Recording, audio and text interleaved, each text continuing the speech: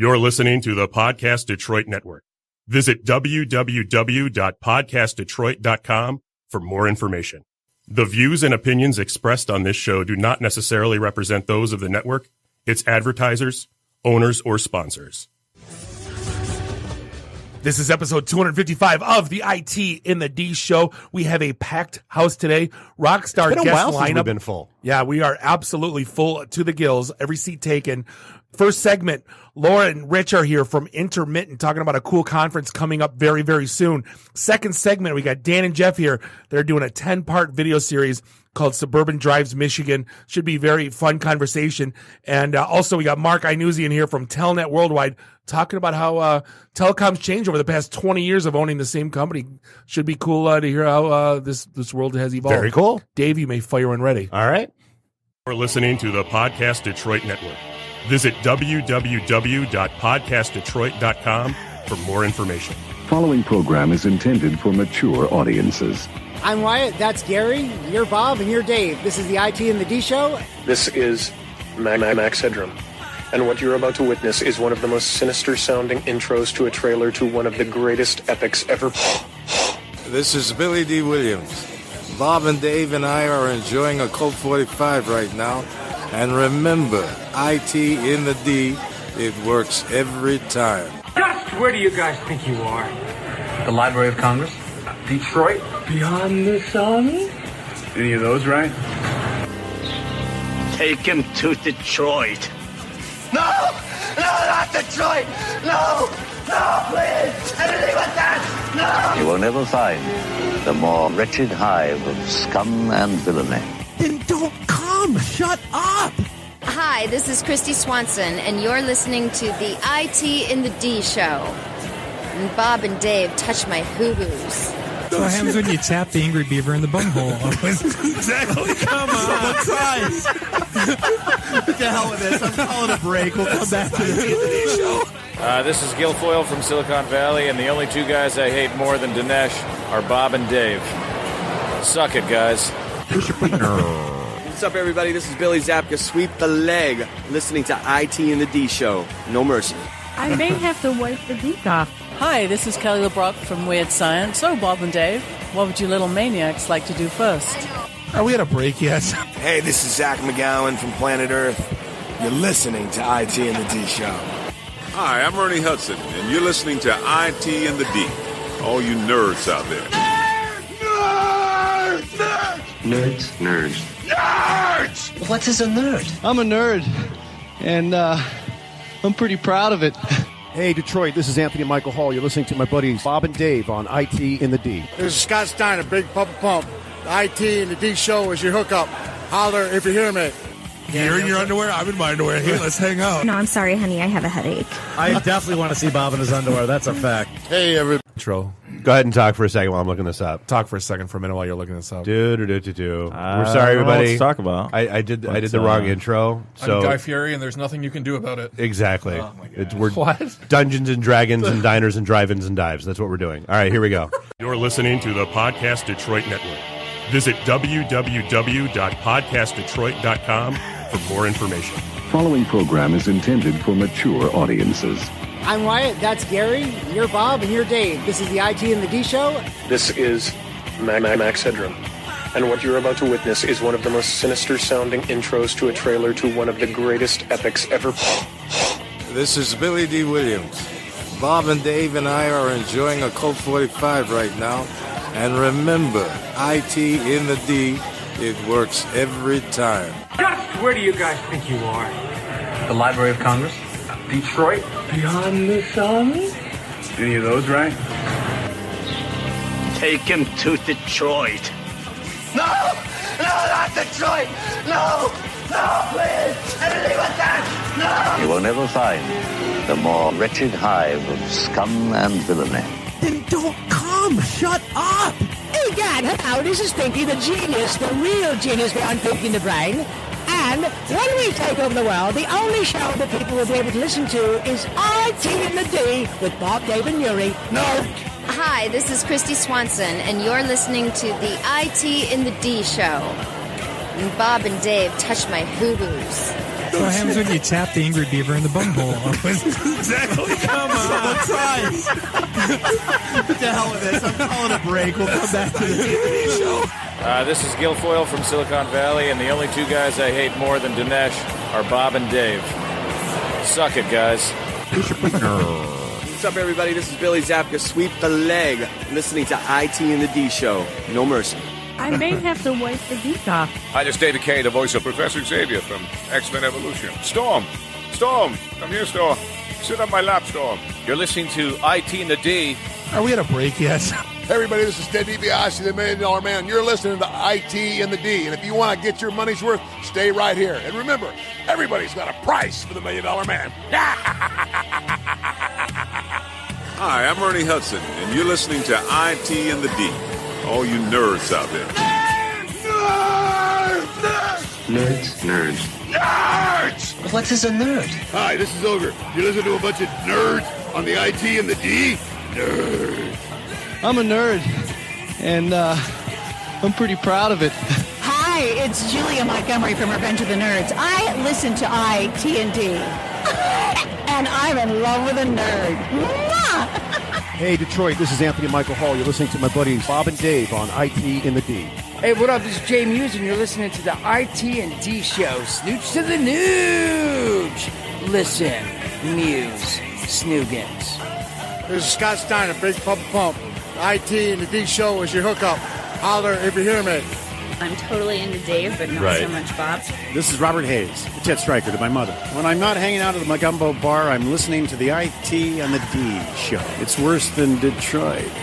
Is there such thing as a meat hangover? I love my Monday meat steak. Hey, folks, this is WWE Hall of Famer Hacksaw Jim Duggan, and you're listening to the IT-in-the-D show. Tough guy. Ho! Hello, smart people. Yakko Warner here, and the only show we listen to in the water tower is Bob, Dave, and Nuri at IT-in-the-D. Good night, everybody! Hi, this is Kelly LeBrock from Weird Science. So, Bob and Dave, what would you little maniacs like to do first? The question isn't what are we going to do, the question is what aren't we going to do. Ludicrous speed! Sir, had you better buckle up? Buckle this! Ludicrous speed! Go!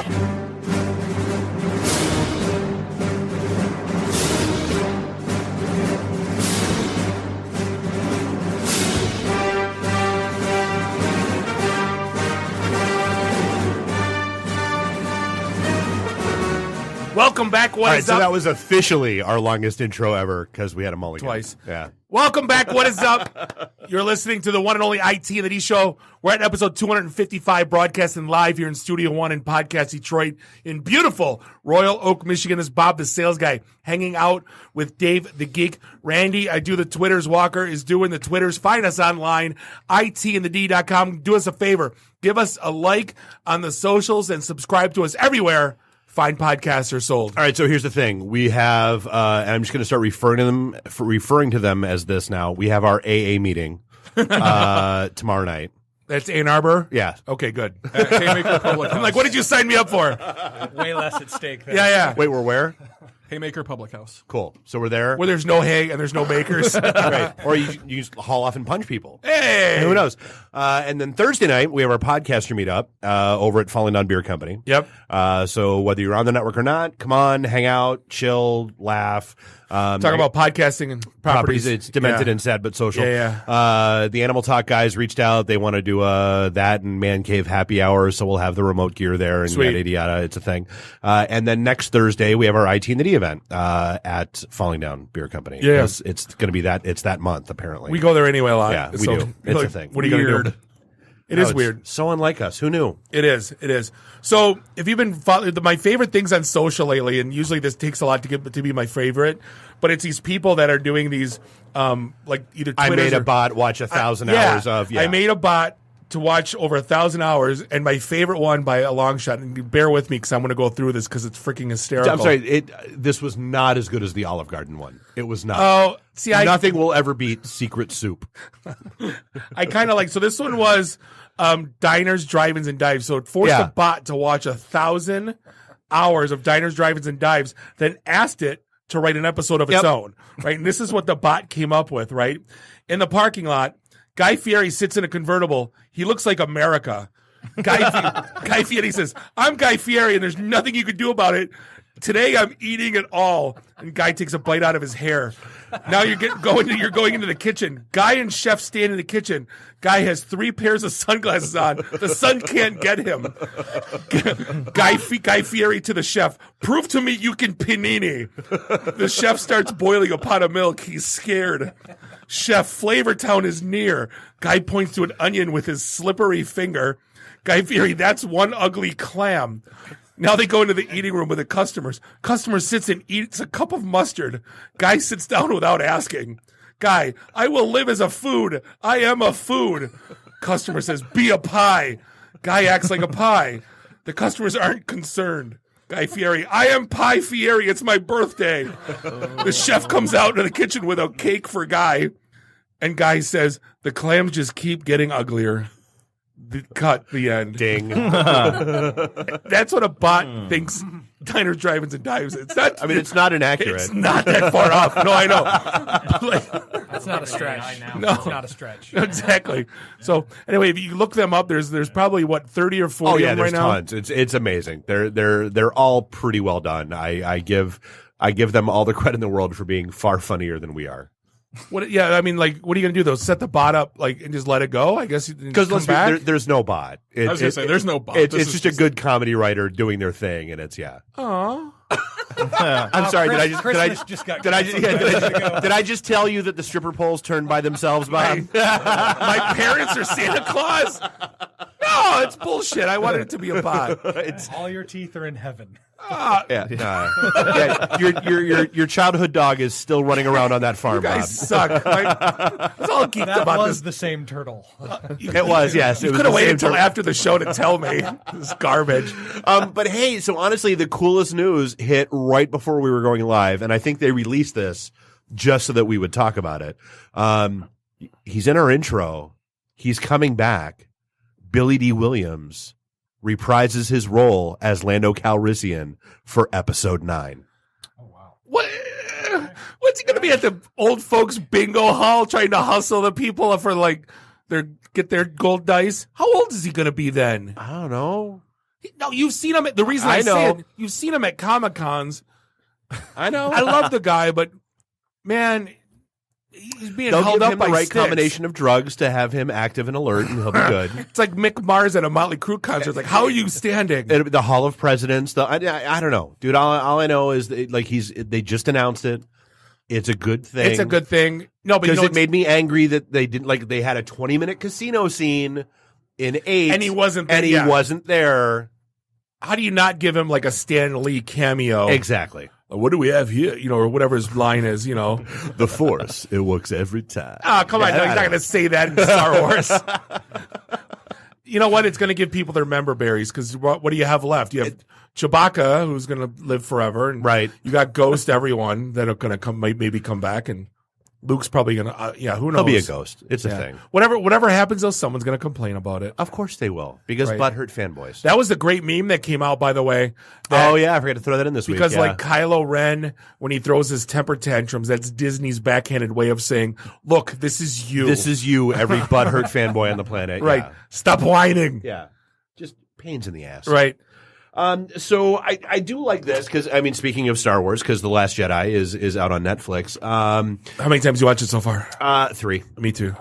It's a thing. So Netflix is apparently crushing both cable broadcast and YouTube as far as where do you go to watch video content at all. See, I saw that, and it came from Variety, so it's not like it's crap, but that it overtook broadcast TV. But you would think Variety, which is typically funded by the movie industry and or the entertainment industry at least. And Netflix, as much as I appreciate and get, you binge once in a while, but dude, you run out of stuff to watch after a while. I bounce between Netflix. Oh, by the way, I'm going to throw this out there right now. If you have Amazon Prime and you are not watching Chuck, screw you. I don't care if you've seen it before. Go watch it again. It is the greatest show that was ever on television. I'm sorry, I don't know about you, but I cannot watch Jim Halpert as Jack Ryan. Dude, I'm so sick of those commercials. I can't do Every it. time I see that commercial, I'm like, no. Yeah, no, Jim from The Office cannot be Jack Ryan. No, I'm sorry. No, like you're typecast. You're done. Like you are Mark Hamill. Right. Right. You absolutely are. You had Corvette Summer. Nobody cares. Yeah, nobody cares. cares. Yeah, nobody cares. Yeah. No, yeah, you're a voice actor now. That's all you can do. And every once in a while, there's an actor that can like make that jump. And I'm sorry, Harrison Jim, Ford. He was Jim, the only you one. can't. You're a romantic comedy guy for the rest of your life. Can do anything. Yeah, Harrison Ford was the only one. That's reality. No, the Jack Ryan with from Star Trek, Chris Pine. Chris Pine. He was good. Those were good. He did a couple of them. The voice kind of went up at the end there. He was good. Because I knew I was going to get backslapped. He was fine. I wanted to be assertive and say he was good. I liked him, and then I'm like, I knew you guys would give me shit for it. Wrong. You just barely towed Does, into that water. Does everybody agree with this? He's good.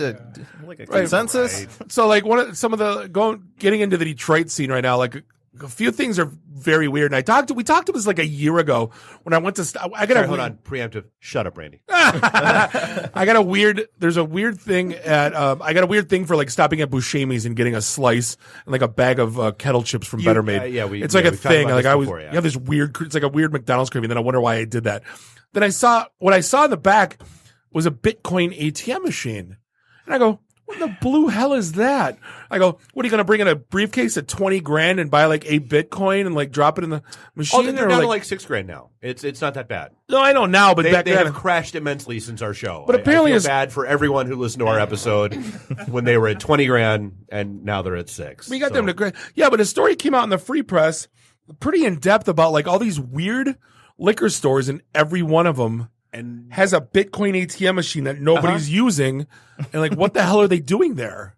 Like, well, so no, it's they're using them, but the gas stations and party sub shops and all that kind of stuff are not accepting Bitcoin. It's just the ATMs are there, and they said they're targeting people without bank accounts. So please read people conducting illicit activity, which is, let's be real, Bitcoin Dark Web 101. I like to buy 0.002 Bitcoin, please. Like, oh no, that was part of the story, is that people are walking in with briefcases full of 20s, 50s, and 100s and throwing them into the ATM. So honestly, criminals. Oh, it's becoming a laundering. That's exactly what it is. God, I'm dumb today. Why did I not see that? That's wow, exactly what it is. And then they hop in and they sell 0.0001% to buy their slice and their chip and their I got $10,000. I mean $6,000. I mean $14,000. I mean $3,000. I mean $30,000. I mean, yeah. No, it's a thing. So yeah, that's what that is. Oh, you mean they're not using the core boys to clean? Like I was wrong all these years? Yeah, no. Oh, not at all. See, I don't know anything. So hey, you've got a Samsung phone, and I've got a Samsung phone. Yeah. Anybody else? Samsung phones? Yeah. Anybody? No. Bueller. Yeah. No. Bueller. So apparently, there's a fun little glitch with them where they're randomly sending random pictures from your gallery to random SMS contacts. Note to self: start deleting some pictures in my gallery. Or just don't leave them in your gallery. Can you wait? Hold on. Do you see if it sent it? Yes. Are you asking for a friend? No, you don't know it was I sent thought it said until it did. somebody contacts you and says, "Hey, why'd you send me this?" Oh, I thought it said it did. I don't want to see your wiener. It doesn't leave any evidence of it. Or he's got a response, "Hey, great dick." Like, you're like, hey, cool. Yeah, this could be good or bad. Yeah, so my dad's name's Richard. So yeah, that was sending picture out my dad. pictures or not. Oh, that's amazing. That's Unless even more one amazing. of these people who receives your dick pic actually responds. I'd like to state for the record there are no pictures of my schwanz on. No, I have pictures of dick Not on my in your phone. gallery? My dad's name's Richard. His friends call him Dick. So I have the guitar pic. Right. That's the dick pic. Oh. That's the that's random. Yeah. Oh, that's all. Yeah. I don't know what that means. It's just a stupid. Yeah. Oh. It's So what then? Change from default? Or just delete all your contacts and just let random phone numbers come in. Or use the Verizon texting app? I think that's what I use anyway. Well, yeah, so it is. It's the Samsung Messages app, which I don't use. And in fact, I delete as soon because I just don't use it. I use the regular one that comes with the phone, not the Samsung one. Yeah, it's weird. I don't like it. I'm not. Yeah. I don't. You know me. I don't trust proprietary crap. No, I don't either. I don't need Messages Plus. No, I don't need. I don't need. I just want to send a friggin' the deluxe emojis. Yeah, no, don't need that. No. Just come on, you are missing out, Dave. I'm really not. I really, really don't think I am. In legal though, there's two big wins that I'm really happy about. Not so much legal, but changes also. One was the California court that everyone buys gym memberships, and then you realize you've been paying for it for 2 years and you never went, and so or you just like buy something once drunk. 3 a.m. when you see an infomercial, and then boxes just keep showing up at your house every month, and then you can't cancel online. Can't get a hold of anyone. Yeah, like try to cancel HelloFresh online. Like, it's physically impossible. Right? No, yeah. So then you have to call. Well, I guess a California law basically saying companies must let customers cancel subscription-based services online. Yep. So because the gym, they always make you go in there like, why are you canceling? Like, because I'm canceling. Like, do I really need to tell you? Like, it's not you, it's me. Right. That's why. Right. But what if we reduce the monthly fee by $10? Okay. No. Come on, you pansy. Pick up some weights. Yeah, exactly. Look at you. You need to get back here. The hot girl in yoga pants is not going to convince me. All right, she's going to convince me to stay. Right. If you come back, I'll make sure she's on the treadmill in front of you for the rest of your visits here. All right. Okay, fine. Okay. Here's my 1999. No, but seriously, just let me click my click and go away. That's all I want. Yeah. Right. So I love Dollar Shave Club. I'm not going to lie. It's the best razors I ever had. They absolutely are. I got a backlog. Like, my whole drawer is full. Are you not throwing away the old one? Yeah, as soon as I need to, I throw it away. Like, it's so you're saying they're too efficient of a product? Yes. Well, because granted, I got sideburns in a goatee beard, right? Well, yeah, so but you're only shaving like 3 square inches of your face. 1, 2, 3, 1, 2, 3, and I'm done. But still, I must have 12 or 14 boxes of 4 cartridges. Christ, yeah, then I've got 4, and that's Then I got an email today going, your Dollar Shave Club is on its way. Your auto ship is on its way. Kiss my ass. Exactly. And then what's with Amazon, by the way? Like, subscribe and save. I'm like, cool, that sounds amazing. Nope. Save 17 cents.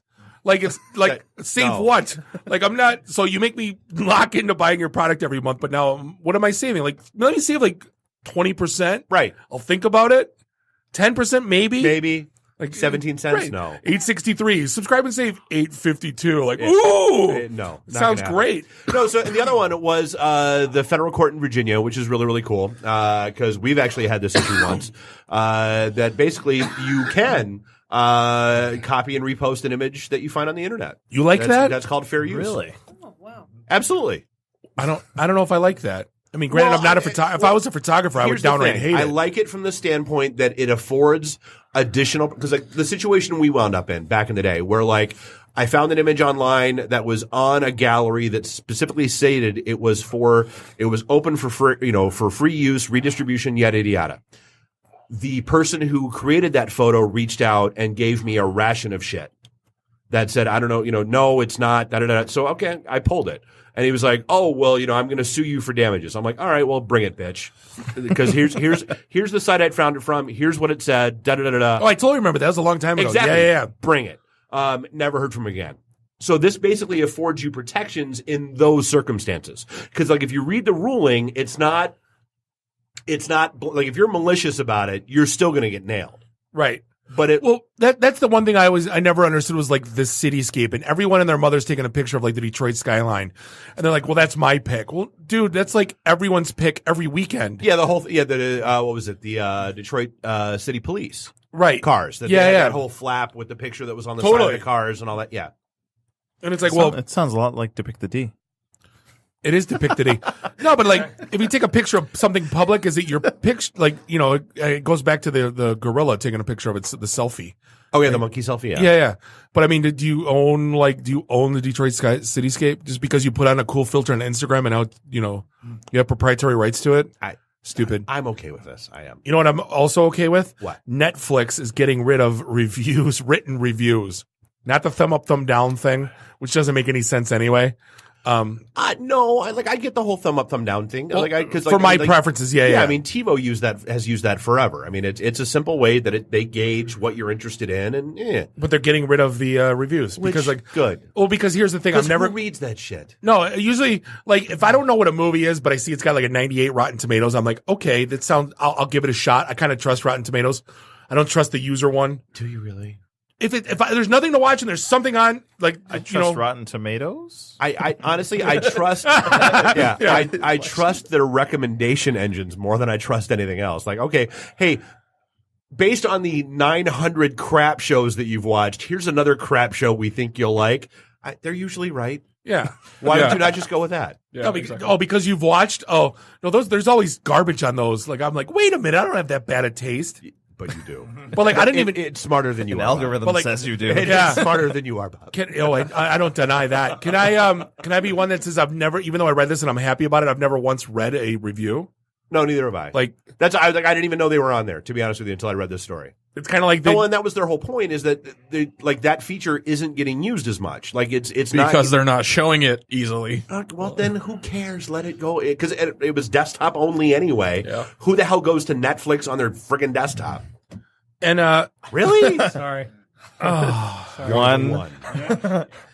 Just so he could delete the previously viewed. So when his wife clicks on his Netflix, right. Like, what were you watching? Like, I'm already got a do not use in recommendations. Do not use in recommendations. Yeah, exactly. Because you liked. Wait a minute. What are you watching? Because you liked Bikini Car Wash Company 4.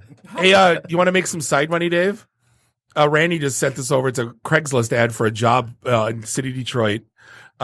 Basically, I don't understand. It's for a company called Bird. Wait, can I see that paper for a sec? Huh. That's odd.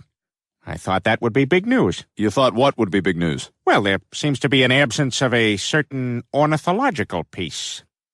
A headline regarding mass awareness of a certain avian variety. What are you talking about? Oh, have you not heard?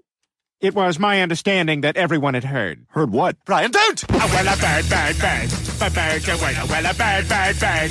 A bird, a word, a well, a bird, bird, bird, bird. All right, I waited the whole. I just had to do. I'm rewriting their business model. So these are it's an electric scooter company called Bird, and I'm going to rewrite their business model. There's a Bluetooth speaker on every one, and it blasts "Bird is the word" on repeat as you drive down. We talked Woodward. about that when there was a. And are you kidding? That'd be amazing. No. So this chance has actually resurfaced that we're going to take over an AM radio station, and we're going to name it WBRD. Yeah, and it's going to play where that every song day the bird is the word 24/7, or it's going to be WJBA, where it just plays Jabba the Hutt going 24/7. That's all it is. The aliens will show up if we do that. You know that's right.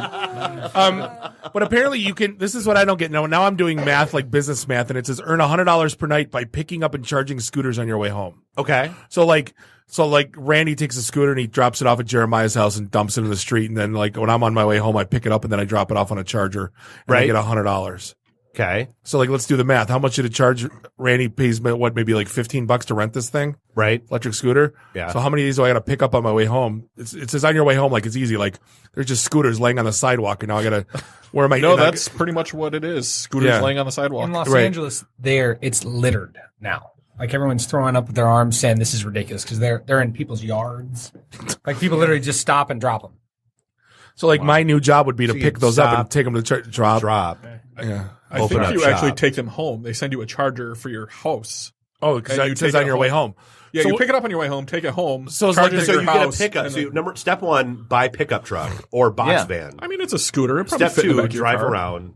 No, it'll be like the dog walkers. They got like 15 of them pulling behind them. Totally. Right, they're going to hitch Make them a up on little the train. rope. Yeah, totally. He's dragging them on the side, and you make $100. It's weird. I got nothing. I thought you were going to go with the other Detroit story, where apparently there's a device that we're not aware of that will take over gas stations and the fuel pumps. So apparently it happened in Texas, and it just happened here in Detroit, where somebody stole 600 gallons of gas, and just basically it locks the pumps open and just lets them dispense free gas, and there's not a damn thing the attendant or the employees or anybody else can do about it. And the FBI has no idea how these work yet. Where do you put 600 gallons of gas? Oh, no, they said there were multiple. Like, apparently, it's like they figure it out. They go, they call all their friends. Hey, everyone. Oh, it's like the Jimmy Carter oil embargo lines. Yeah, meet me here at 7:06. Right, and it was the thing. Like, they got all the gas. That's crazy, and no one knows. No, nobody knows how they work, what they do. It's just a thing. Like in theory, they know what they do, but they don't know how it actually works or anything like that yet. So that's just out there in the wild, and it's happening. Jeez. Craziness. Technology, man. Somebody get on one of those threads where we can find out where they're going next. Yeah, why is this not on Reddit yet? Right. Hey, we're going to take a quick break. We're going to be back with the Rockstar team of Laura and Rich talking about Intermitten. Before we go, condolences to everybody in Thanos Did Nothing Wrong subreddit who got banned. But we'll see you in the Soulstone. Put the crickets, Dave. Crickets. I can't believe we stopped for that. Go ahead. Put crickets. Shut up, Randy. We're going to be back with Laura and Rich from talking about Intermitten. This is the IT in the D show. Hey, we'll be right back. IT in the D. Read, meet, listen. Networking Detroit, one beer at a time. Hey, this is John Schneider from Nip Tuck Smallville, the haves and the have-nots. Oh, Dr. Quinn, Hot in Cleveland. Secret Lives of the American Teenager, and just about everything you can possibly imagine. And oh yeah, the Dukes of Hazzard. You're listening to Bob and Dave. It's the IT in the D show. ITintheD.com. Hey, welcome back. This is segment 2, episode 255 of the one and only IT in the D show, broadcasting live here in Studio 1 in Podcast Detroit in beautiful Royal Oak, Michigan.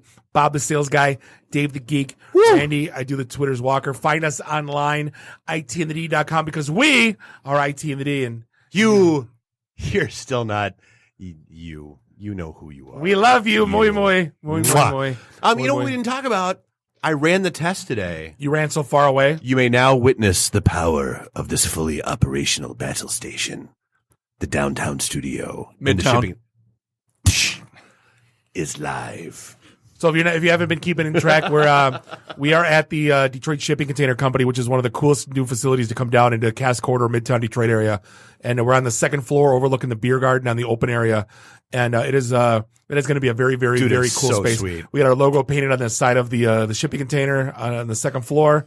It's going to be it looks great there. Yeah. Like that place, when that place all comes together, it's going to be one of the cooler places to hang out. Like 6 restaurants, 2 bars. Yep. Kind of like, or 3. I remember when kind of like the food court at Lakeside, but like cool. I don't know how else. Please don't call it a food court. By the way. That's going to be my my Yelp review. It's kind of like the Lakeside food court, but cool. Nice. But anyway, we're going to be open. There's a preview coming up, but we'll be open there at the end of the month. Yeah. So the 30th. Yeah. good times. With your buddies at Slow Roll. Yeah, I'm gonna blast the audio from that video right over the speakers. Oh, that'd be Watch amazing. me. Can you please? It's gonna happen. Yeah, do it. It's gonna be as much fun as me on the pedal pub this weekend on Lake Orion. You're not pedaling, Bob? No, it's a pedal pub. Yeah, I don't care. It's got I could see the engine. I'm not doing it. Hey, but we are joined, luckily enough, by Laura and Rich, who are running Intermitten. It's a tech conference. Been in a very bunch of cities this year, over the past few years, running July 12th this year at the Guardian Club in the Garden Building. How you guys doing? Hey, thanks for having us. Which is Thursday. I'd like to correct you. Yeah. I am not running it. I am a willing participant. You are the participant. Yeah, Hailey Cron as Laura's MC. I'm also not running it, but I am emceeing it. Yes. That's close enough, though. You might as well be running it. It'll feel like I'm running it. I mean, hopefully people won't run away, but Right. Cats. I might. Yeah. Well, no, Bob, come closer. No. So for those not in the know, what is Intermitten and who should go? So Intermitten is a technology conference here in the Midwest. It is the largest technology conference in the Midwest focused on creativity, community collaboration, and celebrating diversity in this region. It's really unlike anything that exists today. This is the 3rd year of Intermitten. The first 2 years were actually held in Ann Arbor. I happened to speak last year on a talk called The Benefits of Being a Bitch, which was all about how to thrive as a confident, opinionated, and successful woman in the corporate world. What does bitch stand for again? A beautifully inspired teacher of conscious humanity. Love it. Nice. Love it. Yeah. So we are going to be, we're going to have. By the way, you're the only woman in this room, and all the guys are just like, we're fine. I'm not going to say anything. Yeah. Sounds good to me. Go, girl. Yeah. That's right. Don't cross me.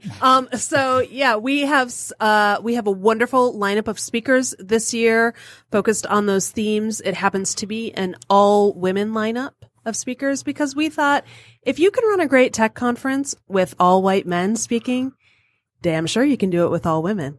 So it's going to be fun. Absolutely, but it says you got, and they're not just from Detroit. We're talking people from Chicago, New York, Atlanta, San Francisco. Are you guys going to talk about the difference in like the Detroit tech scene versus like New York, San Francisco tech scene? Or I guess what are some of the tracks going to be focused on? Yeah, so one of the things we definitely wanted folks to understand is that this conference is like no other conference out there. So the conference, it starts at 8 and it runs actually to about 8 p.m. But the reason why is that all the We'll topics, start drinking at 5. Yes, definitely. And all the topics and speakers, it's a highly curated conference, right? So everything builds off each other. It's not like typical conference you show up, you can just go to some random talk at 1 p.m. Everything from the start to finish, it all ties together. And at the very end, it all actually completes. And that's why it's built off of those 3 main areas, which is diversity and inclusion, community and creative collaboration. Sure. And with all the different folks we have coming to here, it's because they have expertise in a particular aspect of one of those 3 main themes. Right. So we're excited to have them be a part of this. It's going to be a really informative experience for everyone where they're going to be able to learn and then take what they've learned and actually do some kind of action with it when they go back to their workplaces and also apply it to their personal lives too. Sure. So Laura, I want to ask you something real quick because I've been in, with the major companies, right? The Cisco's and the HPs, and I've gone to their sales kickoffs and I've gone to their conferences and I joke, but I kind of hastily joke with the guys when I come back and I go, God, you should have seen this room. It's 20,000 reps. There's 18,000 40-year-old white guys with navy blue sport coats and tan pants. There's 1,000 women and there's 1,000 people of color. And I'm like, and I kind of shake my head going, how did we get here? And it's not, I'm not like, I can't scream about it because I'm in the middle of it. But what's your take on it? And B, how do we change it? Well, I think we changed it. Come to the event Thursday, Bob. Yeah, no, I'm going to the event. In the I morning. need a teaser first. Give me Well, I think the first thing is recognizing that we grow as a community and even as individuals by collaborating with different types of people who have different experiences, different backgrounds, and who do different things from us. That is the basis of creativity and of growth as a human being. If we are all around ourselves all the time, we're really limited in what we can do and learn. So we're really turning it on its head this year by saying, yes, you can have a great conference with all women CEOs and founders and executives to show what that can be about. And I want to point out something interesting because you may think that most people coming to this conference or all people coming to this conference are women. This is not a conference for women. Let me be very clear. We have about 50-50 split attendance between men and women. So this is really for anyone who is interested in technology, who is interested in creative collaborations, who wants to learn what is happening in Detroit, and also what can we learn from the coasts as well. I know before the show we were talking a little bit about the difference between the tech scene in Silicon Valley versus the Detroit or Southeast Michigan, and there are some really pronounced differences. And one of the things that I've noticed, and for your audience who doesn't know, I lived and worked in the tech sector in the Bay Area for about a decade, and I continue to consult with those folks. And what you notice there is they are really awash in VC money. There is tons of venture capital for kind of any idea. They don't talk about what they sell; they talk about what they raised. Exactly. I'm Uber for yeah. I'm Uber exactly. And Detroit and the Midwest and Southeast Michigan is just an entirely different story, and I think Rich can actually probably talk a lot to that. Yeah, so to also answer your other question about Detroit versus Ann Arbor, I think that's something that we need to solve because it really cannot be this us versus them. If you think about it, even just geographically, the distance between, say, San Jose and San Francisco, which is considered Silicon Valley, compared to Detroit and Ann Arbor, it's a very, very big difference. There's not a lot of space between Ann Arbor and Detroit. And we as a community, which is why we love the community creative collaboration, we all need to work together. I mean, we're already fighting a battle with the coast for talent pool, retaining companies here because of the VC funding. And so we as a general, even just Southeast Michigan to the statewide, need to come together and work together. Well, and that's one of the things we always, everyone's the RTA, right? You can't get the counties on board. You Exactly. can't, everyone's saying, if you're on 8.5 Mile, you're not allowed to say you're from Detroit, right? If you're in Midtown, you're not allowed to say you're downtown. No, just kidding, Randy. But like what I'm saying is there's no, shut up, Randy. Right. There's so much, us versus them is there's so many microcosms. This is the only city that does it. Like I always joke, like, every time I'm in the Hofbrauhaus Chicago that's in Rosemont, I always tweet and I say, I'm at the Hofbrauhaus in Chicago in Rosemont, and no one's complaining that it's not Chicago enough. And I don't get, that's the one thing I'll never get about Detroit. And I was born and raised here. I'm 45 and I don't get it. And that I hope maybe, I don't know if that's a track or not, but I hope someone could at least tackle that, why we're not all together in all this. Because Ann Arbor needs to be part of, the Tri-County area, needs to be part of the greater metro. Needs to be part of the scene here. Well, this conference is really a lot about inclusion. One thing I want to go back to though is I do want to mention that I know that a lot of young people have dreams of going to the coasts once they graduate, right? They want to go to New York, they want to go to San Francisco, LA. You know what rent causes kids? You know what rent costs kids? No. Stay here. Yeah, exactly. It's warm. It's nice here. But here's the interesting thing, and there definitely are advantages to going out there. I would never suggest someone don't try it out.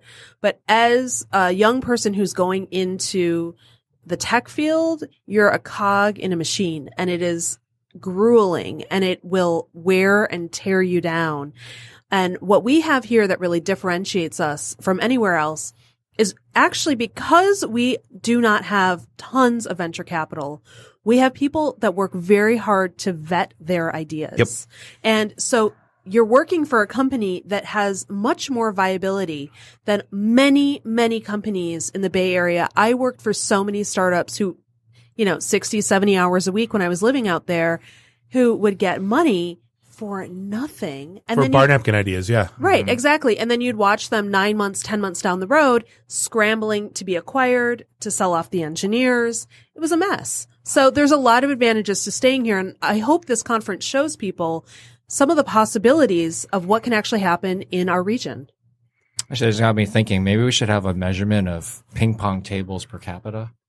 No, but I think, Laura, you bring up a good point about this region is like no one wants to pitch a VC, especially a West Coast VC, if you haven't proven out your idea for at least a couple of years. Look how long it took Duo to even think about going there, right? And they were already almost $1 billion company before they even went there. And it's like you almost have to, okay, hey, yeah, we're profitable. Hey, yeah, we're here. It's almost like going on Shark Tank with an idea that you never get anything. But it seems like, the West Coast, it seems like that, And there's a lot of value to bootstrapping an idea. There really is. And there are multi-billion-dollar tech companies. We were talking about Atlassian earlier. They have done just that. So everyone thinks you need venture capital to be successful. That's not necessarily the case. If you have a great idea and you have customers willing to pay for it, you should be self-sustaining. Yeah, you should Good plan. make it. that was one of our drops we continue to use to this day on the show is venture capital is not the answer. Yeah. Truth. Yeah. So I guess it's Thursday. Like, where do people find out more info? How do we get can people still sign up? Well, we have a very special offer for your audience. Ooh. That's right. We like that. Other than me there being should be there. a sound effect on that. That'll be in the intro next Does week. that say ring for a beer? Yeah. Yeah. So we are offering $20 off the ticket price with the code FRIEND. Nice. People have to go to intermitten.org. That's intermitten.org to pick up their tickets. And with FRIEND, they can get $20 off. And yeah, tickets are still for sale. We still have a few available, but get them before Thursday. There's no tickets at the door. Oh, no. Ooh, okay. Yeah, we are definitely getting close to our cutoff point. So Got it. Sign up now. And it's this Thursday, July 12th. Style. Yeah. Right. 8 a.m. to 8 p.m. at the 32nd floor of the Guardian Club. Oh, that's a cool space, by the way. It's going to be so Oh, it beautiful. absolutely is. Yeah. Well, and we're going to be there. So Absolutely. there's probably going to be some drinking after. No. Definitely it's from 5 to 8 at least. 5 to 8, there's going to be drinking. We're providing lunch for all attendees. Wow. We're providing breakfast, coffee, refreshments. It's all included in the ticket price. Very cool. Yeah. Absolutely. Nice. Keynote speakers. I'm looking through the line. I mean, it looks phenomenal. It looks like a great, you guys, obviously, the people that They were organized highly it vetted. did. Yeah. Yep. You guys did a pretty awesome job. Honestly, look forward to hanging out with you guys. Me too. So, hey, we are going to take a quick break. We're going to be back. Mark Iannuzzi from Telnet Worldwide talking about the kind of the transformation of telecommunications from yesterday to today. This is the IT and the D Show. We'll be right back. IT and the D. Read, meet, listen. Networking Detroit. One beer at a time. Hi, I'm Brittany Daniel from The Game, and you're listening to IT and the D Show. ITintheD.com. Welcome back. This is segment 2, episode 255 of a jam-packed 3. Episode 3. 3. Episode 3, segment 255 of the jam-packed IT and the D Show. We're hanging out. It's been a long time. We're hanging out in Studio 1 in Podcast Detroit in beautiful Warlock, Michigan. Bob the Sales Guy, Dave the Geek, Randy, Do the Tutors Walker is in the house. Do us a favor. Find us online, ITintheD.com, where you will find all the things. We are... Thank you for being patient. We are joined by Mark Iannuzzi. You are the president, founder, CEO, head. I don't know what else, what other titles I can give you. The guy of Telnet Worldwide. Welcome to the show. How you doing? I'm doing great. Nice to be here. Absolutely. So, I mean, we met them at Merit. The Merit conference. Conference, yes. Yeah. But I mean, I've been familiar with your company for, like I said, I was in your space for, I'm amazed we haven't met yet because like I said, I've been since He's 97. annoyed everyone in any company. Come on. All right, and here's our return, yeah. Doing my job. I guess let's start off. What is Telnet? Let's dive into some of the stories. Well, Telnet's a telecom company. Our basic philosophy is to think ahead and try to foster prosperity. Right now we're taking aim at the digital transformation, looking at how you bring cloud assets, secure networking, and just critical business applications to the marketplace. It's an exciting time. The cloud has really changed things. This has been 20 years, and in November it'll be our 20th birthday. We grew up from literally the basement office of my house. And Nice. We got 150 great professionals working here in Michigan. I'm born and raised in Detroit, and it's a great place to be.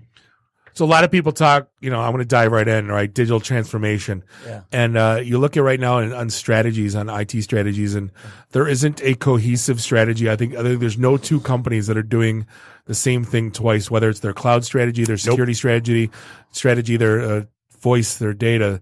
There's nobody's doing the same thing twice. You know what to do, but how does a company figure out what the heck they want to do? Yeah, that's a great question. Digital transformation is one of those fuzzy words, people throw around. We've been doing enterprise paradigm. Right. You've been doing these things forever in terms of technology. Ever since you had a computer, we've been digitally transforming. For me, part of it's twofold. One is trying to understand what the company's strategy is for themselves in terms of how they think about where they're trying to go. And it's not just about I'm going to automate my IT more and things like that. But they need a strategy. They need to understand what is it, their relationship with their customers, how their products need to be sold. So we try to go in there and just understand more about that strategy. But then once we got a grasp of it, our job is really come in and bring these technology assets to bear. So we look at the a whole cloud stack from software as a service, platform services, infrastructural services, networking, whatever those modes that they happen to be in at the time, and we're trying to help fit them on their path because they're all in different places of where they're on this journey, and we're just trying to help them on that journey. And that's a funny thing because, being in sales, and you talk about I talk to companies all the time. They're like, "Well, you don't understand sales or software as a service because you never sold it before."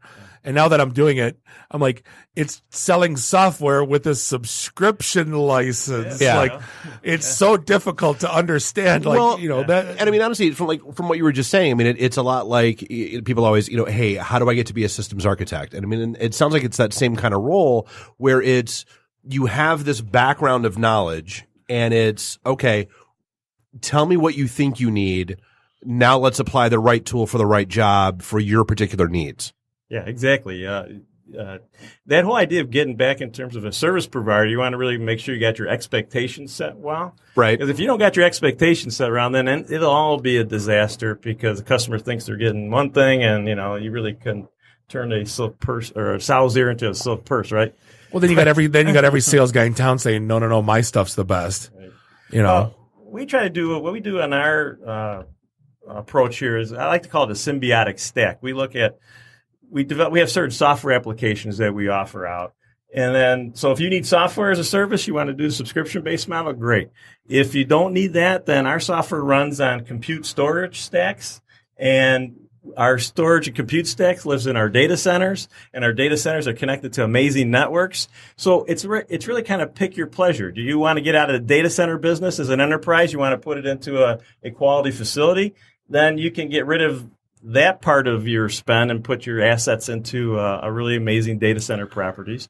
Or certain ones say, hey, what about a backup service? We want to take and offload stuff. Well, okay, we have these infrastructural services available here. Well, and I think that's kind of like we always talk about how the pendulum swings in IT. I mean, whether it's, the market's great, the market's bad. It's kind of the same thing with, I want to outsource it, I want to insource it. Yeah. Something like, how are you riding that wave as things have changed over the years?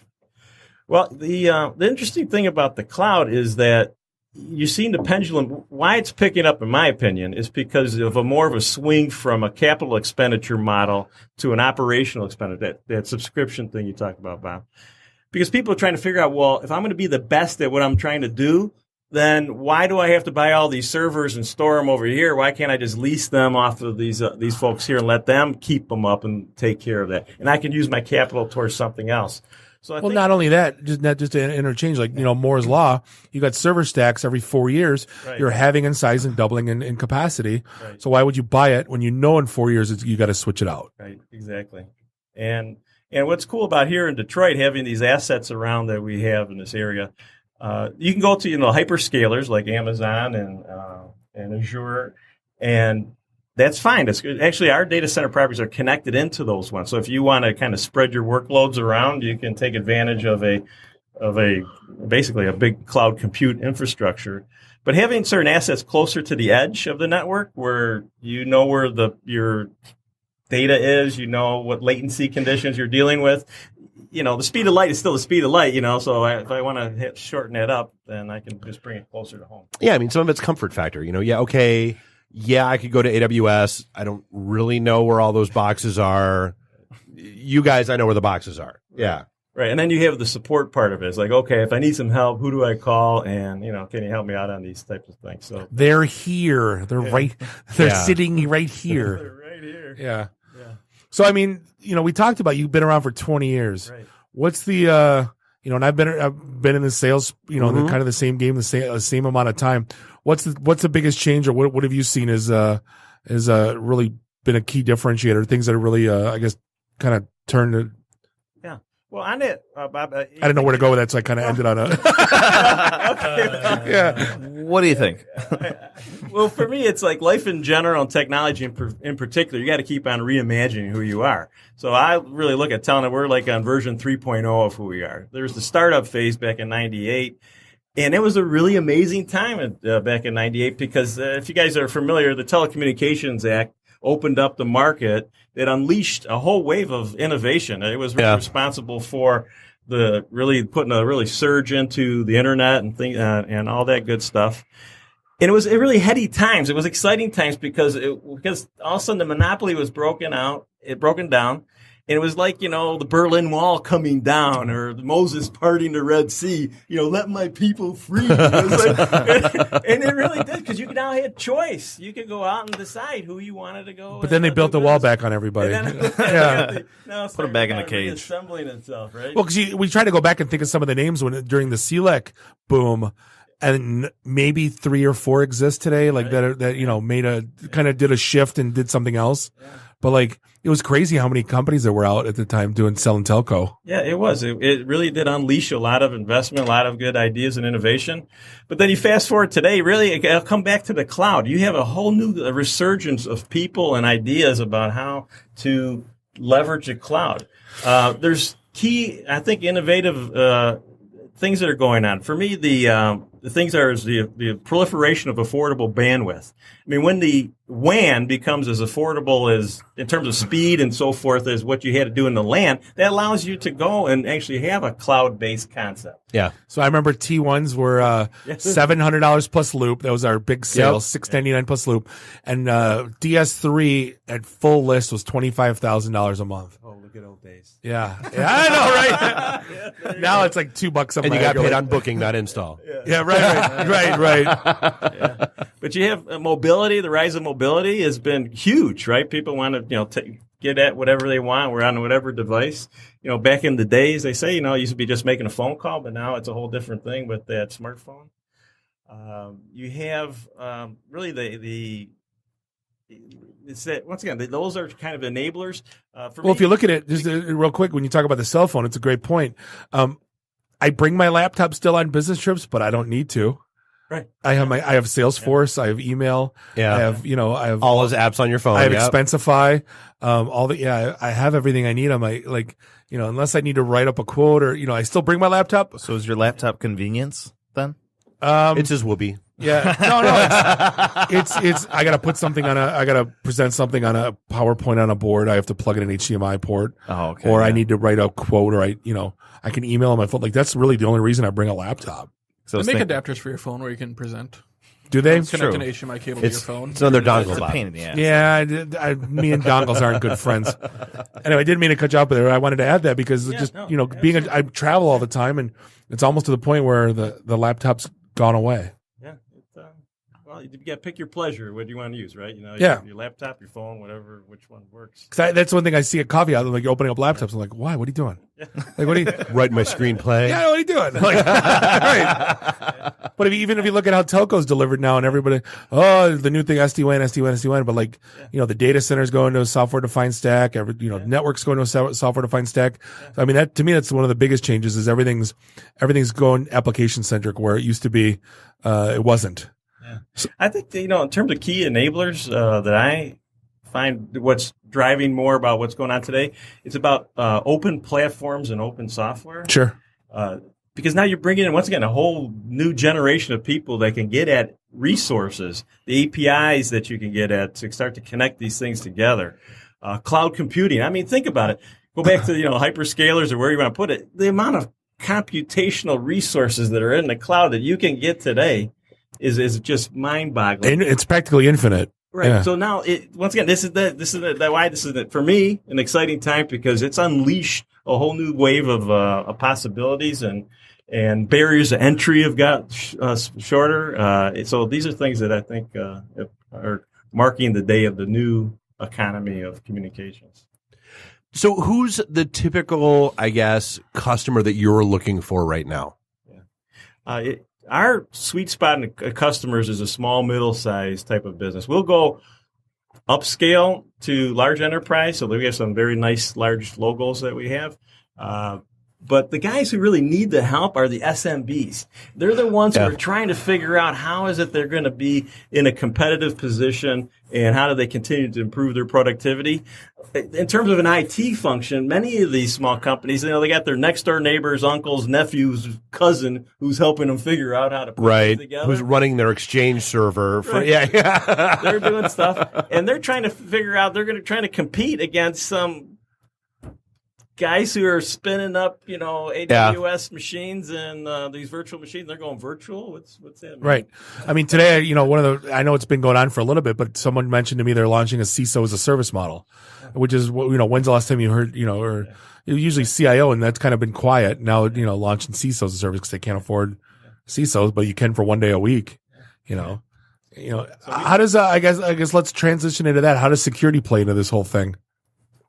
Well, you can't throw a stone without having to worry about security these days. So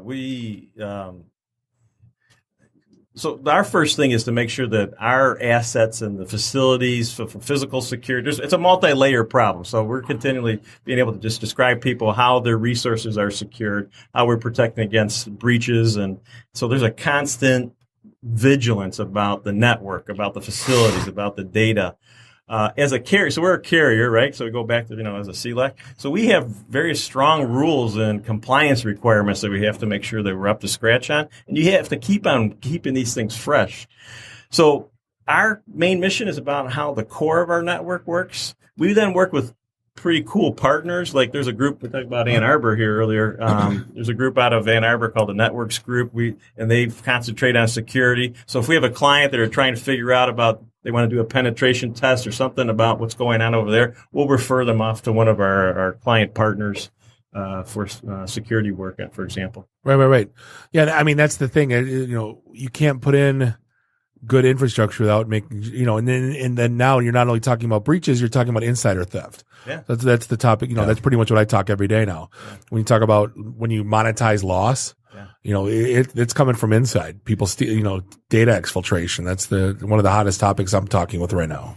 Yeah. The security thing is a huge issue, and we spend a lot of time in terms of, going over our policies. We have to get certified for HIPAA compliance, SOC compliance, PCI compliance, and a whole litany of regulations. At the your acronym level. Here, yeah, it's crazy. So do you guys?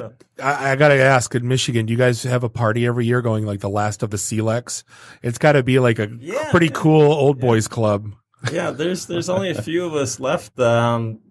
But we're a proud Michigan company. When we first started, we were the first ones who really integrated the state. Because the way it worked back in the day, you had Ameritech and then they had GTE, if you remember back that far. And they all had their little kind of carve-outs, and we kind of tied them all together, and it was pretty amazing. I used to call on ILEX for about a year of my life, and that was an interesting animal. If you don't know what that is, an independent local exchange carrier. Yeah. So there's some like they're called farmer telcos. It's basically the town just said they are Verizon, you're not coming in, or Ameritech, you're not coming in. We're doing it ourselves, and basically it's a town-run telco. It was a very strange. They went fiber to the home before anyone else did. Cracker Barrel telco. It is, but those guys all went fiber to the home before anyone. They wanted to launch video. They wanted to own. It was pretty. They were backwards as you would think they are. They were progressive as anyone I've ever dealt with. Huh. FarmersOnly.com. Exactly. Right. Speaking of Farmers Only, no.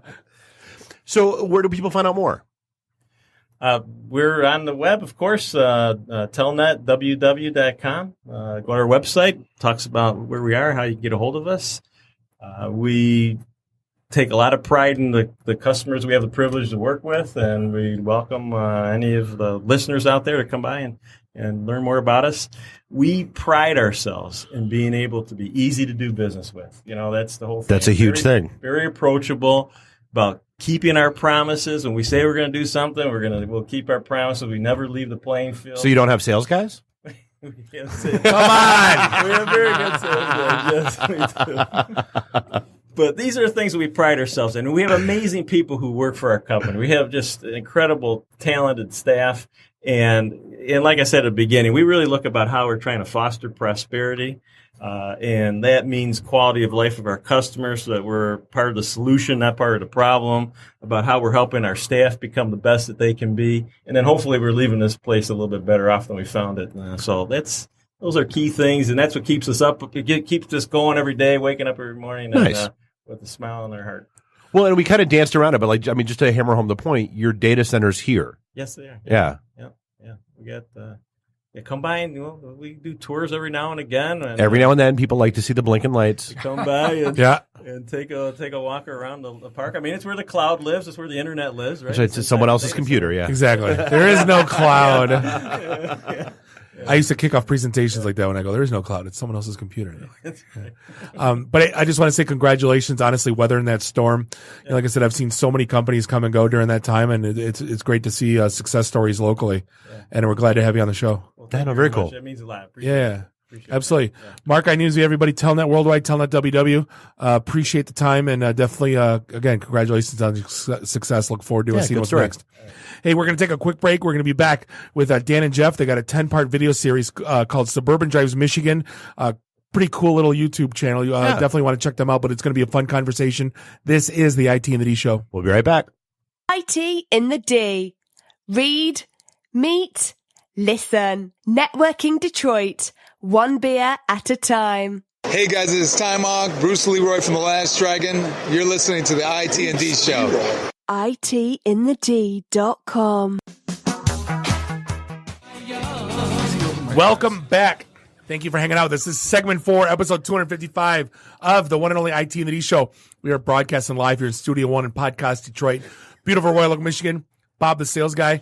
Shut up, Randy. That's Dave the Geek. Find us online, ITintheD.com, and check our Meet tab once in a while. That is MEET. That's where all the events are. Right, all not the MEAT. No. We're not. That's not going to launch anytime soon. It'll just come to the brewery. You can have meat sticks there. Exactly. We have them. They're amazing. Well, they are. But hey, you guys are awesome she for said. being so patient. Returning offender, Dan Foco's in the house. Hello. With Jeff. And we are talking about a pretty awesome video series you guys are doing for the Suburban collection, basically called Suburban Drives Michigan. And it's, I guess you guys talk about it and then let's dive in. I'm sorry, I'm mesmerized by watching Randy across from me just rip down a meat stick with a Diet Mountain Dew backer with no irony whatsoever. He hates ironing. He's a pro. That is fantastic. So Suburban Drives Michigan is a. Let's segue into that. Let me come off of a Diet Mountain Dew and a meat stick into Suburban Drives Michigan. It's an online. So far we got 10 episodes done. That it's kind of the love letter to Michigan. So I live in Los Angeles. My whole family lives here, and the whole basis of the show is they want me to move back, and I want to know why. Right? So it's. Okay. My family owns car dealerships. It's the Suburban Collection. So they have. I think I've heard of them. Right. They have 36 or 37 brands in over 50 locations now. Right. So broke. They're all poor family. They're bootstrapping it through. Yeah. Just scraping by. Well, it was really interesting. I said to him, "Wouldn't it be cool though if you let me find out why I should move back to Michigan, not through your eyes, but through my eyes and through interesting people and interesting cars. And I get to take out Lamborghinis and, anything that's got a convertible on it. Bentleys and would you be up for taking out 2 podcast hosts and a 76 Cadillac convertible? Let's see. Well, wait. Yeah. Okay, so here's where I start every episode. We have to sell it. Let's start here. No, because this is what's interesting is I try and pick a car for everybody that's meaningful to them. Sure. Right. So what was that would be Bob's car. Right. So what was your first car? This is what I ask everybody on the show. A snob. Okay. What year? The hell's a snob? A sob. Oh. God. Well, his parents worked for Wang, so they had money. I don't remember. I remember it was a 99 EMS turbo. Like it was model number was 99 EMS because it was late 80s. Yeah. All right. So the fun would be to pick you up in some version of that Saab today. Right? Like the idea of you hear that? You hear that? That's what we're looking for. So this is the idea of the show is the binding factor I've seen more in Michigan than anywhere else is cars, right? It's car stories. It's See, I grew up, my dad and uncle both worked for a tool shop, German immigrants, and the old man would buy a new Cadillac every year. There you go. So my uncle had the 76, my dad had the 77. And your first car was a 81 Skylark piece of shit. It was my mom's. Hand-me-down Cadillac. Was that a Buick? What color Does it look like a Buick? Silver. Piece of shit. And then that died really quickly. And then I bought my dad's 86 Dodge Caravan that I quickly put kickers wood in. on the sides? Wood on the side, black with wood on the sides. Can't wait to pick you up in that. Yeah. No. Please don't. But that was why I bought this 76 Cadillac convertible. It was when my dad turned 70 and he had his 50th anniversary. Like, I'm going to buy a car for my youth, let my dad drive it, and just see the look on his face. Great. Yeah, take care of it, But that's what I mean. Everybody has an experience with cars. Yeah, I'm going to buy a car that my retired aging father will want to wash and wax for me on the weekend. He does. He begs me. Put whatever that chemical is you put on the headlights to right. come back to life. Yeah. But you go with the Cadillac, I want to wax it. Yeah, sounds good. Okay, Dad, great. Yeah. But so I also ask everybody, so for example, Ron Kagan, who's the CEO of the zoo, right? So his first car was a 68 Fiat Spider. So I thought it'd be fun to pick him up in a Fiat Spider. Is that the Detroit Zoo that's located in Royal Oak, Randy? So the cool part is, with him, I'm okay with that. You're okay with that? That's the one thing. What, keeping the animals out of Detroit? But the fun was, he said, why don't we take that car and we'll go to the zoo before it opens and we can drive through the zoo. Like something that nobody gets to do. Yeah. Right. That's so cool. It was really neat, and one of those experiences, especially for me, where I was like, this is one of those where you go, this is amazing. Went up and hung out with the wolves, just us. You know what I mean? But so part of it too is like I picked somebody up in their dream car. Like this girl, Katie Betzing, who lives in Romeo. She's a YouTube star. She has 1 million across all of social media. I think she has 850,000 YouTube subscribers now. Jeez. But her dream car was a Lamborghini. So I got Suburban to let me take a Lamborghini Huracan and picked her up and went up to Romeo. So you can imagine Romeo. Like, how did that live on those roads? Well, we got. Because there's a lot of dirt roads and a lot of potholes out there. No, it looks like a Norman Rockwell painting come to life. Oh, it totally does. Right. But what was great is then people started following us because once it's not that big of a town, right? All of a sudden people are like, there's a Lamborghini here. There were people watching us, right? But so, like, what's your dream car? That's the other one I ask. I say, what's your first? See, I'm not a car guy. Like, that's just not my thing. You've never thought about, like, if I could have anything, this is what I No. Like, that's totally not my thing. Okay. Not even like the Batmobile? All right. So, like, okay. Like, yeah, the Batmobile would be. Yeah. But no, but like, I knew I'd find it. Like, I'm not a car guy. Are you one of those guys that when you go to when you have to get a new car, are you like, what's available or like honestly, so I bought like the car I have right now, the Jeep Cherokee Latitude. Like when I walked out of that, I was like, okay, I kind of think I want a Jeep of some sort. And I was like, that kind of looks like the Batmobile. I got in the car and I was like, I'm Batman. And I bought the car. Like, that's how that worked. But that's the fun. I think you're the minority in the more people I talk to. Which is totally really interesting to me. But then, my day-to-day car, that was give me one of them. I bought a VW diesel and then I traded it in because they cheated everybody and I got but I kept the same car, but I just got the regular engine. But like that Cadillac, I don't think I'd want another car. Right. Like there's not, we talked I had a 70 Stingray convertible, but it kept getting smaller, And the car you kept washing it and the car kept drinking. Yeah. Trying it. Yeah. But this, honest to God, I couldn't imagine, like if you want to match a personality to a car to a person, there isn't a better car for me than that car. I could say, yeah, I love the 911, but I know I'm not fitting in that thing. I don't even want to bother I can't even get my friend's Lotus. Sure. It's like, I'm not even bothering. But see, that's to me, like I live in Los Angeles. And so everybody in Los Angeles talks movies, TV. Yeah. Coming to Detroit, where all my family lives, everybody talks cars.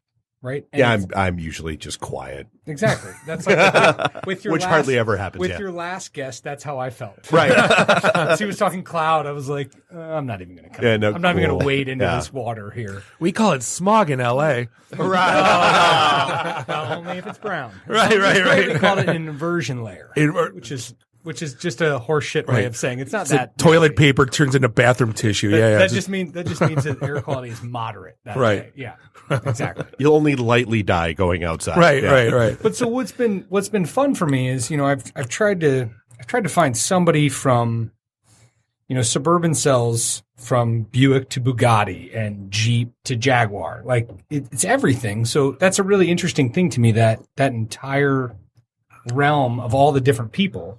So I've tried to find somebody that fits, I've got 10 people from a YouTube 19-year-old who has a Jeep up to Jim Harbaugh, right? Who is the guy who shouldn't want for anything, but picked him up in a Dodge Demon. We had a blast, and he literally drove us onto the field at the big house and did a donut on the 50. Nice. Yeah, I got to see that video. That was sweet. Nice. I mean, it was one of those where, as a host, as an interviewer, as you guys know, you find some people that you get on the show and they're ready to go, and some people that aren't. Yeah. And then there's those rare few that you're like, holy shit, you're strap a diamond in the rough. That was Jim Harbaugh. See, we would suck if we had to do this show because we'd always give people like 2 or 3 drinks and a shot. They were like, let's go driving. Let's get behind the wheel. It'd be great. That is a different show. Yeah, exactly. Well, no, and honestly, so I think some of it, I'm not from here. Like, I'm an East Coast kid. Yeah. Like Boston, DC. Granted, I've been out here for 22 years now. But like, that's one of those things, like the dream cruise, I don't get. Like, his car's cool. His car's friggin' awesome. Tell me this, because I was like you before so this is my step family. Right. And I was not a car guy until I got into a family where they all appreciate cars. Yep. And then they started little by little showing me, and I started understanding that it wasn't just it's fast, right? Which is what I saw, or it's cool. Like I remember being in high school and I got a Nissan Pathfinder, and I thought my shit didn't stink. Right? I was like, oh, this is amazing, and I realized that it was actually a bad car. Right. It was a really bad car. Like it barely made it through Colorado getting to LA as I drove to Los Angeles. But the more now I see the lineage of cars and how they've grown technologically, it's a really interesting, like Ann Parsons. So Ann Parsons is one of the guests. She's the CEO of the project, Detroit Symphony Orchestra. Yep, the Ann Parsons project. Right, I went to that concert. The Eye in the Sky. Yeah. No, Bob. So I picked her up in a Ford Explorer because in the Explorer Platinum, Sony does this special sound system that was designed off of the. What was it? It's like something. It's like three different concert halls in Europe that are amazing, and they literally designed it this way. So I was like, "Wouldn't that be fun?" And all of a sudden, I realized, "Wow, that's a cool binding factor to talk about someone who cares about music and sound and technology." Because the DSO is the first symphony orchestra to actually show all their stuff or some of it online, which becomes now the fun talking point in the show. Sure, that I didn't expect when I met her. Right. You go, "Oh wow, this is amazing." And so with each person, I keep finding more and more and more.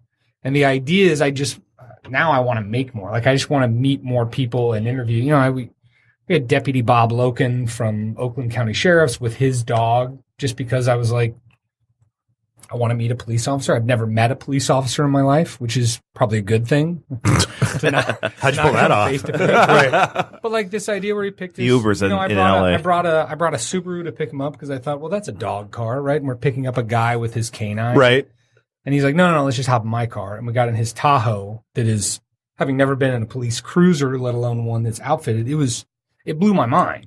And then we went out and he put the arm thing on me and his dog took me down and it's a great video and fun and interesting to hear again what the other one I ask in the show is, what do you think drives Michigan? Which is kind of an esoteric question, but it's been an interesting bunch of answers across 10 people, right? Like where, you've got a 19-year-old YouTube star that goes, it's better here and it's prettier and I like the lakes and I like my family. But then you have like Bob Loken, this deputy, saying it's the diversity that really makes this place work, that came here from, the car industry, bring people in. And then we got Brad Olashansky, who has the M1 Concourse, private racetrack in Pontiac. And most of the people say the same thing, that it has something to do with people. Like Harbaugh's answer was great. Harbaugh talked about like the people of the 40s and 50s, like the great generation. Yep. And how the people of Michigan are the closest to that of any, because he's lived in so many different places. And he said that the people of Michigan are the closest to that of anyone he's ever met, which I thought was a really neat thing, like conceptually, like it's a work ethic. Yeah. Right? Like that the people of Michigan have. And like Ann Parsons talking about the people that stayed. You know what I mean? Like as Detroit emptied out. Well, and honestly, I think that kind of ties back into, something we were talking about with Laura in the first segment, the whole thing about, the startups here and that kind of stuff tend to, and actually meant to say this then, they tend to refine and work on their ideas more. And I think that has to do with the work ethic here being different than it is on the coast. And the people that come here from the coast, that's the part two of what she said. There's the people who stayed, and then there's the people who are now gravitating here. Because we know we have to. Well, yeah. It's all Detroit Hustles Harder t-shirt. There's truth to that. You bet. Yeah. So you've got 10 done. So we got 10 done. We literally just dropped the first 3 today, which is pretty exciting. So, boom. Yeah. It was, and they're cool too. He actually went and did the in the air tonight Ferrari cam from the on the rim. Yeah, I'm like, oh my god, there's the in the air tonight cam. He's like, yeah, we had to get these suction cups and well, they're very well done. It's really amazing. Like from technology standpoint. Look, I live in Los Angeles. I wrote and directed a feature film. Hasn't everyone out there though? Yeah, I mean, that's like in 2006, right? Like I shot digitally, but it was still digital tape. Like it still looked like a VHS you were putting in. It was a yeah. Yeah, but they hand out pilots at the airport there. No, I'm not talking about I'm not talking about Detroit is mixtapes, right? LA, it's here. Check my video. Yeah. Check my film. My sitcom pilot. Conceptually, this idea that I literally bought 8 GoPros, 3 lavalier mics, a bunch of suction mounts, and a drone. Like I spent $5,000, and I was like, this is a kit that I'm pretty sure works. Right. You know what I mean? After watching comedians' cars getting coffee, carpool karaoke, I'm like, this is a great format. The idea that you're in here and you're interviewing, there's something great about the interview with a moving You know what I mean? There's Background. movement in the frame. From how you set up a frame, it's a really nice. So just from a technical perspective, so like how long does it take to do an episode? And you know, both from, you know, from a filming perspective and then like video editing is ridiculous. Absolutely. So the good and the bad is the front end I can do really fast. Like with Harbaugh, I'm like, I need 45 minutes of your time. I'd come in, I've got everything snapped up. I've got Dan and somebody else following me in a chase car with 3 cameras on there. So we get some nice exterior shots. Right. We talk. We go do something fun. In Harbaugh's case, it was really fun. Clearly, yeah. Right. But then the editing process takes a bit because it's taking 50 minutes of footage and distilling it down From to 8 different, like from different angles, Harbaugh's is different 20 cameras. minutes. That's the longest one, but that's also because he's the biggest name we had, but he's also a phenomenal interview. Like the guy just knows how to talk on camera. But you know, some of them are as short as 5.5 minutes. So taking 50 minutes down to 5.5 minutes, it's an editor and me spending some hours. Like my editor in LA, Mary Catherine, she has to watch 8 cameras worth of 50 minutes. Like she's sitting there And for cherry 8 pick. hours. Yeah. Oh, and my neighbor does PBS videos, and he was telling me it's 60 minutes to a minute? An hour per minute. Or was it 60? Is it something hours? I don't know if it was. Yeah, I think you said an hour per minute. Yeah. Yeah. We were just like, oh my God. Because I see him up there all night. That's the editing ratio, yeah. Right. Is that about what you're looking at?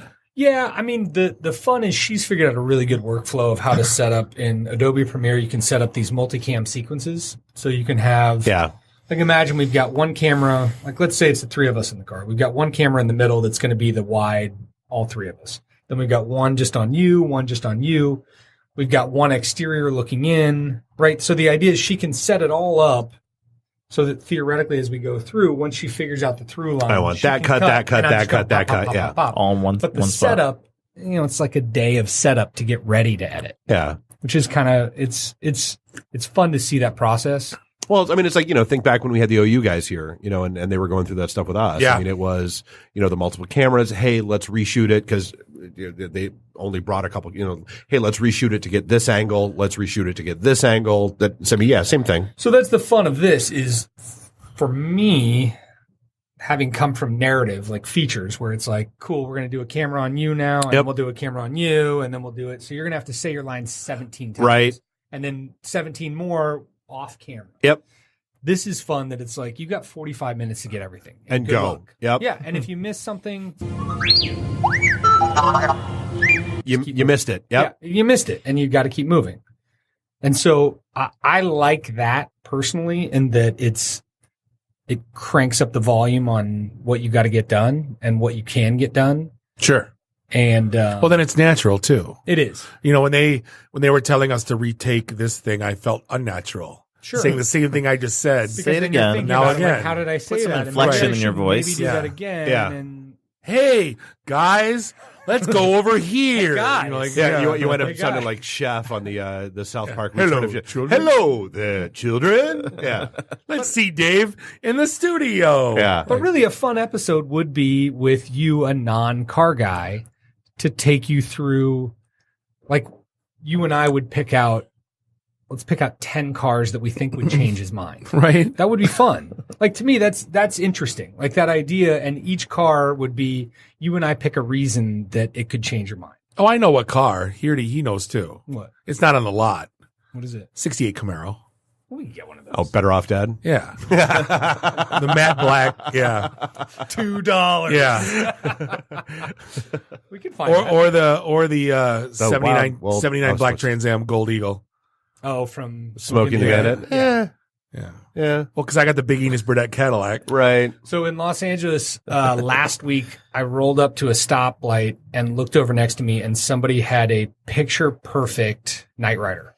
Oh, I'm not kidding. The See, front of it was going. Ooh, ooh. my cousin. Imagine this. I'm 11 years old. My cousin Frank rolls up in one. No. You know, 84. Yeah. Took it to Showcase Cinemas in Sterling Heights a week after he had it and got it stolen. And after that, he's like, I'm buying a Cutlass. This is bullshit. Boo. Oh, when he rolled up in that, I almost peed my pants. When an 11-year-old kid sees that car, I'm Oh, like, yeah. oh, come on. Well, so Like, that's the thing. Like, yeah, I mean, those are great. I mean, honestly, the last thing I probably like oohed and awed over was the Tomahawk motorcycle. Oh, wow. Just because, I mean, it looked somewhere between Terminator and Tron. Yeah. You know, and it was cool as hell. Like, I mean, that's the thing. Like, you want a motorcycle? I want to see that. How about a Tomahawk Jeep? It happens a lot, Bob. It really does. No, because like that's the thing. Like, it's not that I don't appreciate it or understand it or get it. Like, you know, I help my father-in-law is a Harley dude. I helped him like do the math, you know, and like on extending rakes and all that kind of stuff. I mean, he basically took a 48 shovel head. I figured out how to drop a snowmobile transmission in it. Extended the rake out like 40. I mean, it's insane. And then goes from like 0 to you're losing your, I mean, it's crazy. To wet yourself. Like, I get it. But it's just not my thing. Like, yeah. It'll be fun to see if we can make it your thing. I know who episode 1 of season 2 is. Challenge accepted. Yeah. But it's fun too. Like Suburban really sees that the online space is where they need to go. Right? Because the commercials of $3,000 off this weekend, whatever, there's an audience. Come on down. There really is. But this fun part of seeing 30 and under, the phone is their television. Yeah. They don't look at and it's selling without selling. Exactly. We're going to give you cool stuff, and you'll then theoretically just want to come see it. Like the next one we're going to do is going to be called Test Date, which is a test drive and a blind date together. Right? Because the only thing worse than That sounds than a fun. test drive, right? So the idea is we're going to take a young lady, we're going to put her in a whatever blank, and then we're going to bring her 20 dudes, and I'm going to sit in the back with a microphone and just be like, well, how is this going? Wasn't that a show? Wasn't there a pop-up videos dating show that had two people on a date in a car and a cam in the car? Because I just remember it was either VH1 or MTV. Because I just remember the little pop up with the 3 people on the bus, and then he melts down in 3, 2, 1, and then he says something stupid. Yeah, Wasn't that next? Was that next? Was that an MTV one? Yeah. That was the 3 dudes in like the bus, and those are stupid. No, to me that I remember that one. That was funny. Becomes like smaller, digestible chunks. Yeah, it's more what 18, 19-year-olds like. Right. Like these are longer. These are more kind of narrative pieces that you can kind of dig into if you want. And then we're going to do new music and used cars, which is going to be, we're going to bring a bunch of bands to used car lots, shoot some videos, and then let everybody vote and see who wins. And we'll give them a van to take on their next tour. Nice. And then it's called Blind Date. Oh. Okay. Shag and Wagon. Shag and Wagon. Yeah. Nice. And then what's really fun is I convinced them to do. So 360 video has taken a big leap now into. It's getting there, yeah. Well, the accessibility to the consumer market, like the same way I can take a GoPro that costs $399 and pop it up, which used to be like this setup that I'm talking about in a car used to be thousands of dollars. So 360 video is whittling down and getting closer and closer and closer. So and getting functionally better. Yeah. Yeah, and especially like an Oculus Go rig is $599. You know what I mean? You're not even tethered to a stack anymore. So the idea is we're going to shoot my neighbor in Los Angeles, Harold Perrineau, who was on Lost and he was in The Matrix. He and I are going to come out here and shoot a little name dropper. Ooh, hold on, I just dropped something. Let me grab that. But the idea being that it'll be fun to bring people into, like, imagine you've got a car sitting in a dealership. You come into the dealership, you take your number, you sit down into this car, and you're looking straight ahead, and you see the dealership. You put the Oculus Go on, and you're still looking at the dealership. So it's already kind of messing with you. Okay.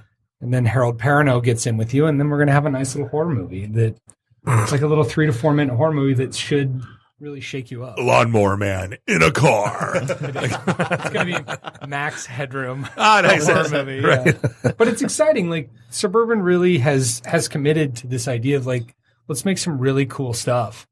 Very good. Yeah. Very cool. It's going to be fun to see. Well, you have to these days. Everybody's buying modes have changed.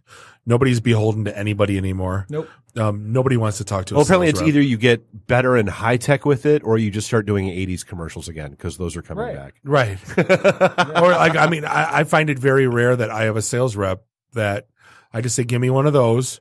And he gives me one of those, and he says, "How's the kids? Good. See you later. Cool. Bye, Ralph. Bye, Fred. Morning, Ralph. That's Morning, it. Sam. You Yeah. want- there's coffee in the back. You want one? No, I'm good. Here's your car, man. See Cool. you later. Yeah. You know, that's all I want. That's all I need. Yeah, and that's all I need. Right, exactly. And this paddle ball. Right. right. Like, when you go in, and buy a car, Yeah. do you go into the dealership knowing who you're going to see, or do you walk in and Nope. go, "Hi"? No. So like I did the vast majority, and when I say vast majority, like 2 days worth, hunting around online, just to find, because like my whole thing is I don't look for a car. I look for features.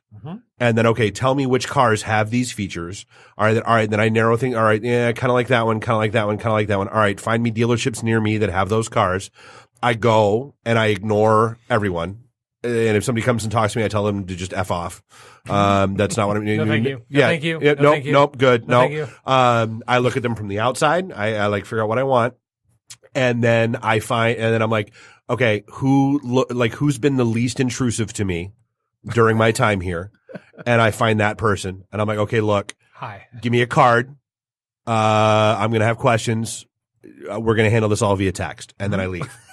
That's great. And then I do, and then and then I spent, and then it's like this car, and then I spent like 3 days. Hey, I found the car I like on your website. I kind of like this. I don't like that. I kind of like this, not that. What do you got? Here's this. Here's my credit approval's already done. Tell me what you think you can sell it to me for. Okay, well, what about this? What about that? Just bounce, and then, all right, that's the car I want. That's the price I want. I'm going to come in and pick it I'll up see you tomorrow. Thursday. Yep. I want it in blue. Yeah. See, now the funny thing is, when I bought my Passat originally in 13, I said I wanted the VWCC. Okay. I was losing my HP company car and I needed a car, and he says, "Well, what do you do?" I said, "Sales rep." Because you travel? I go, "Yeah, I cover Ohio Valley." He goes, "You want the TDI, the Passat?" I go, "Why?" He goes, 50 miles a gallon, it's diesel. I'm like, let me see it. And he goes, and he started doing math. He goes, "How many miles are you going to drive?" And he goes, this is what the math looks like. And I go, "Yeah, give me that one." That's good sales. Yeah. So that's he good could have sales. taken that order all day, but he asked another question, which being the lifelong sales guy that I am, I You totally had to appreciate high it. five on Oh like my an God. Internal high five. Yeah. Like, oh, he asked I'm not the gonna let other, you see the high five, but I love it. he asked another question, and it wasn't even an upsell. It was to make sure that I liked what I was Just a buying. yes and. Yeah. Yep. Well, yeah, I mean, And, that's I the bought thing. another one from him, and then I bought my wife's car from him. See, So, and I then mean, I was just going to say same thing. Like, so I mean, Yep. 4 weeks later, hey man, in fact, my wife was having problems with the windshield wipers on her car. By the way you just said that was very demeaning to your wife. No, literally, she had problems with the windshield wipers on her car. That's like literally, but it was like an older. It's like the car I got rid of was an 03, hers was an 04, and this was just like the latest in a series of things to go wrong. And just one of those you hit that cars. point Yeah. where it's like, all right, it's no Enough. longer worth getting shit fixed. Buy a new damn car. So I told her I was going to go get the windshield wipers fixed, and then went to that same dealership. Like I had already, like I'm like, hey man, I'm on my way in. This is what I know she likes. What do you got on the lot? I'm there in 20 minutes. Make it work. And then like a half an hour later, I'm like, hey, by the way, apparently it's going to take like 2 hours. Why don't you come pick me up? We'll go grab lunch or something.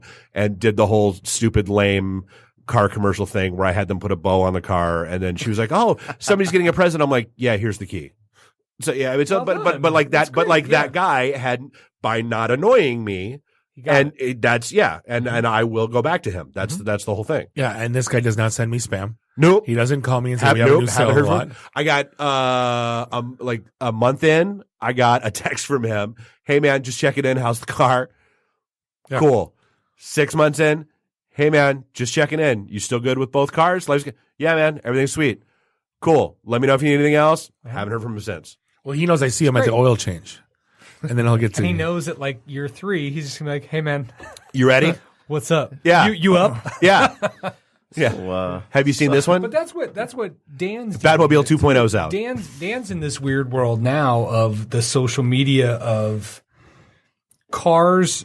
Cars are one of the last few bastions of salesmen, right?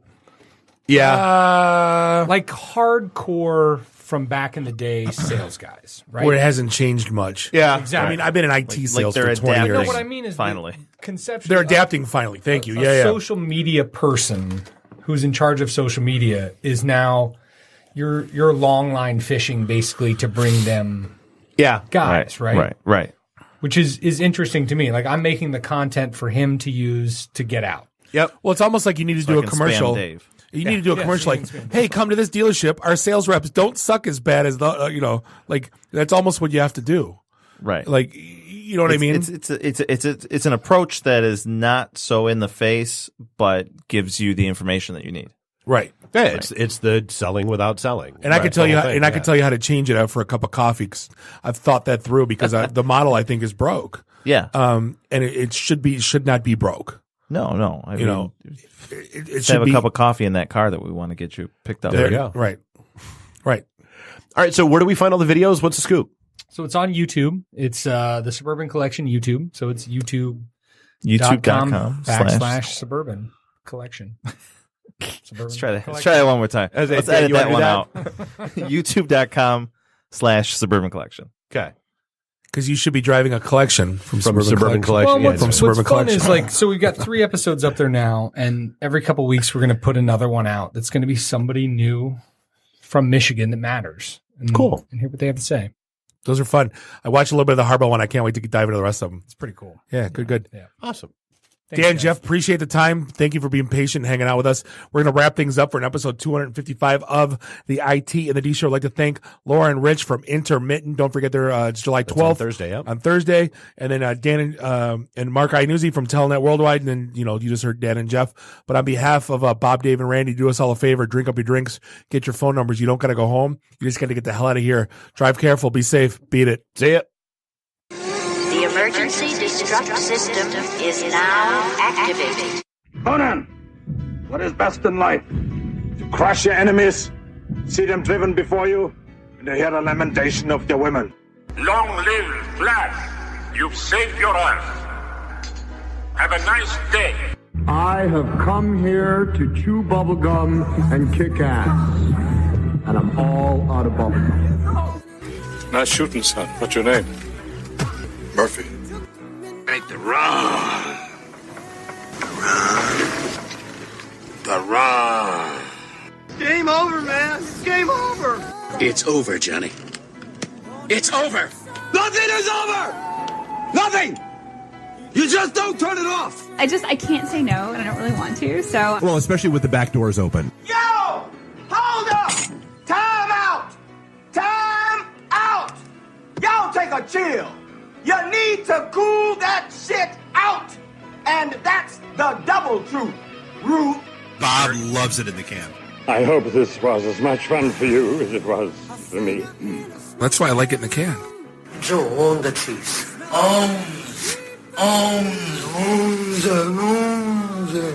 Bear me. My job is to make sure this program is morally upright and cultural and wholesome.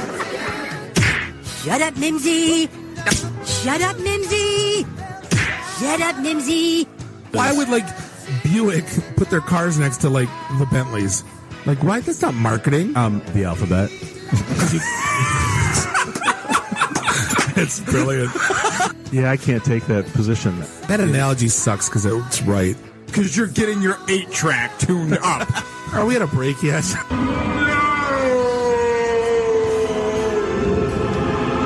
Yeah, so now I'm just doing stupid stuff to make me laugh.